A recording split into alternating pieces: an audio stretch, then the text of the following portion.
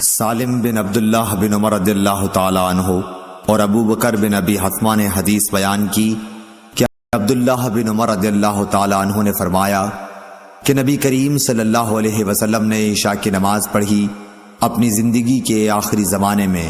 سلام پھیرنے کے بعد آپ کھڑے ہوئے اور فرمایا کہ اس رات کے متعلق تمہیں کچھ معلوم ہے؟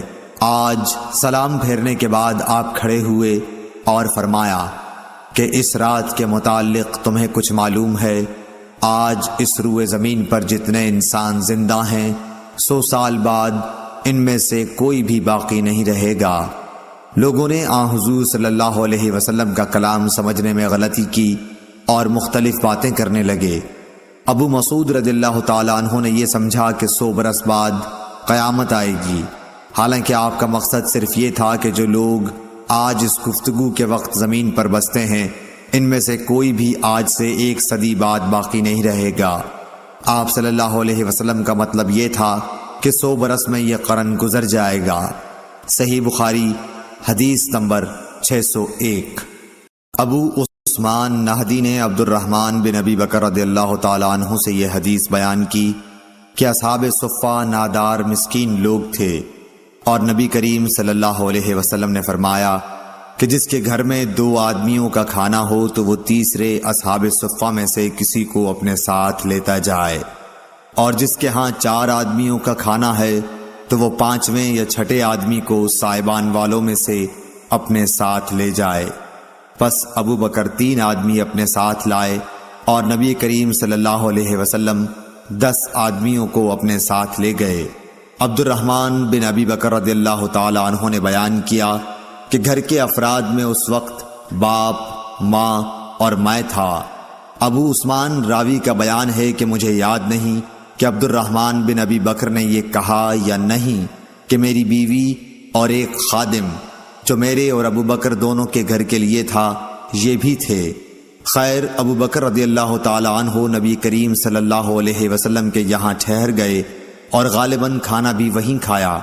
صورتحال یہ ہوئی کہ نماز عشاء تک وہیں رہے، پھر مسجد سے نبی کریم صلی اللہ علیہ وسلم حجرہ مبارک میں آئے اور وہیں ٹھہرے رہے تاکہ نبی کریم صلی اللہ علیہ وسلم نے بھی کھانا کھا لیا۔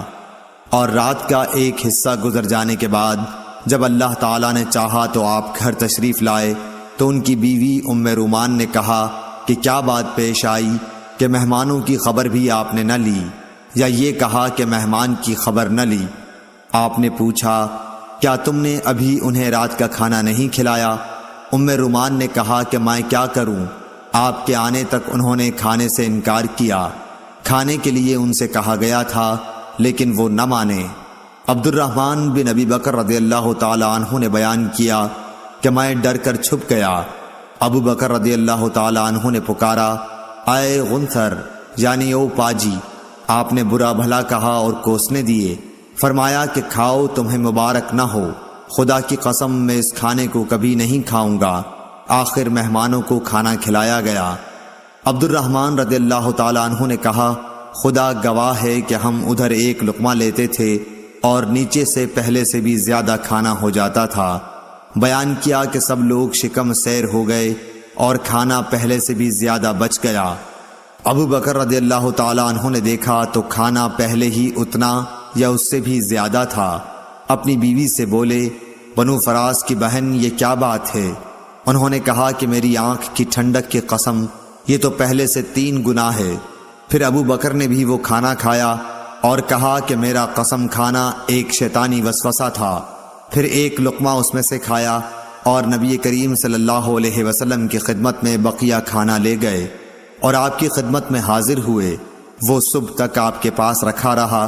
عبد الرحمن نے کہا کہ ہم مسلمانوں کا ایک دوسرے قبیلے کے لوگوں سے معاہدہ تھا اور معاہدے کی مدت پوری ہو چکی تھی۔ اس قبیلے کا وفد معاہدے سے بات چیت کرنے مدینے آیا ہوا تھا۔ ہم نے ان میں سے 12 آدمی جدا کیے اور ہر ایک کے ساتھ کتنے آدمی تھے اللہ کو ہی معلوم ہے۔ ان سب نے اس میں سے کھایا۔ عبد الرحمن رضی اللہ تعالی عنہ نے کچھ ایسا ہی کہا۔ صحیح بخاری حدیث نمبر 602۔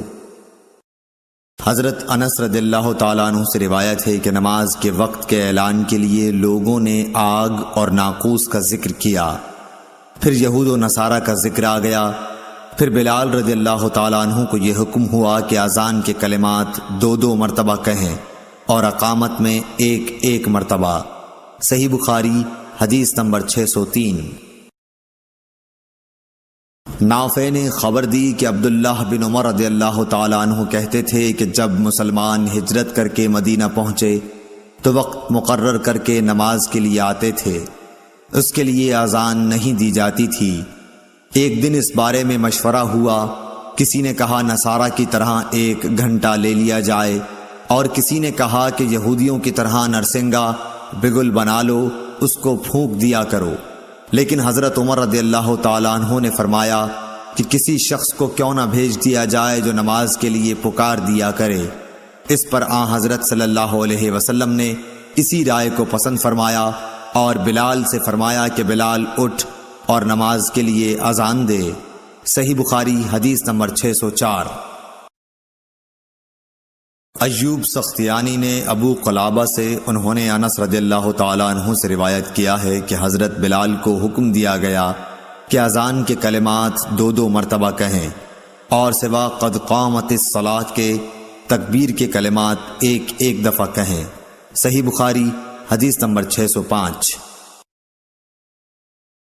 حضرت انس بن مالک رضی اللہ تعالیٰ عنہ سے روایت ہے کہ جب مسلمان زیادہ ہو گئے تو مشورہ ہوا کہ کسی ایسی چیز کے ذریعے نماز کے وقت کا اعلان ہو جسے سب لوگ سمجھ لیں۔ کچھ لوگوں نے ذکر کیا کہ آگ روشن کی جائے یا نرسنگا کے ذریعے اعلان کریں، لیکن آخر میں بلال کو حکم دیا گیا کہ اذان کے کلمات 2 دفعہ کہیں اور تکبیر کے 1 دفعہ۔ صحیح بخاری حدیث نمبر 606۔ انس بن مالک رضی اللہ تعالیٰ عنہ سے روایت ہے کہ بلال کو حکم دیا گیا کہ اذان کے کلمات 2 دفعہ کہیں اور تکبیر میں یہی کلمات 1 دفعہ۔ اسماعیل نے بتایا کہ میں نے ایوب سختیانی سے اس حدیث کا ذکر کیا تو انہوں نے کہا مگر لفظ قد قامت الصلاۃ 2 ہی دفعہ کہا جائے گا۔ صحیح بخاری حدیث نمبر 607۔ ابو ہریرہ رضی اللہ تعالیٰ عنہ سے روایت ہے کہ نبی صلی اللہ علیہ وسلم نے فرمایا جب نماز کے لیے اذان دی جاتی ہے تو شیطان بھاگتا ہوا بڑی تیزی کے ساتھ پیٹھ موڑ کر بھاگتا ہے تاکہ اذان کی آواز نہ سن سکے، اور جب اذان ختم ہو جاتی ہے تو پھر واپس آ جاتا ہے، لیکن جو ہی تکبیر شروع ہوئی وہ پھر پیٹھ موڑ کر بھاگتا ہے۔ جب تکبیر بھی ختم ہو جاتی ہے تو شیطان دوبارہ آ جاتا ہے اور نمازی کے دل میں وسوسے ڈالتا ہے، کہتا ہے کہ فلاں بات یاد کر، فلاں بات یاد کر۔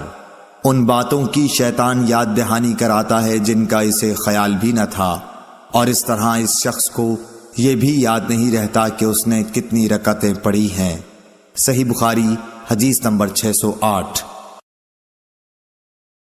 امام مالک نے عبد الرحمن بن عبداللہ بن عبد الرحمن بن ابی صعصعہ انصاری سے خبر دی، پھر عبد الرحمن مازنی اپنے والد عبداللہ سے بیان کرتے ہیں کہ ان کے والد نے انہیں خبر دی کہ حضرت ابو سعید خدری رضی اللہ تعالی عنہ صحابی نے ان سے بیان کیا کہ میں دیکھتا ہوں کہ تمہیں بکریوں اور جنگل میں رہنا پسند ہے، اس لیے جب تم جنگل میں اپنی بکریوں کو لیے ہوئے موجود ہو اور نماز کے لیے اذان دو تو تم بلند آواز سے اذان دیا کرو، کیونکہ جن و انس بلکہ تمام ہی چیزیں جو مؤذن کی آواز سنتی ہیں قیامت کے دن اس پر گواہی دیں گی۔ حضرت ابو سعید رضی اللہ تعالی عنہ نے فرمایا کہ یہ میں نے نبی صلی اللہ علیہ وسلم سے سنا ہے۔ صحیح بخاری حدیث نمبر 609۔ حضرت انس رضی اللہ تعالی عنہ سے روایت ہے، انہوں نے نبی کریم صلی اللہ علیہ وسلم سے کہ جب نبی کریم صلی اللہ علیہ وسلم ہمیں ساتھ لے کر کہیں جہاد کے لیے تشریف لے جاتے تو فوراً ہی حملہ نہیں کرتے تھے، صبح ہوتی اور پھر آپ انتظار کرتے، اگر اذان کی آواز سن لیتے تو حملے کا ارادہ ترک کر دیتے، اور اگر اذان کی آواز نہ سنائی دیتی تو حملہ کرتے تھے۔ انس نے کہا کہ ہم خیبر کی طرف گئے اور رات کے وقت وہاں پہنچے صبح کے وقت جب اذان کی آواز نہیں سنائی دی تو آپ اپنی سواری پر بیٹھ گئے اور میں ابو طلحہ کے پیچھے بیٹھ گیا۔ چلنے میں میرے قدم نبی صلی اللہ علیہ وسلم کے قدم مبارک سے چھو چھو جاتے تھے۔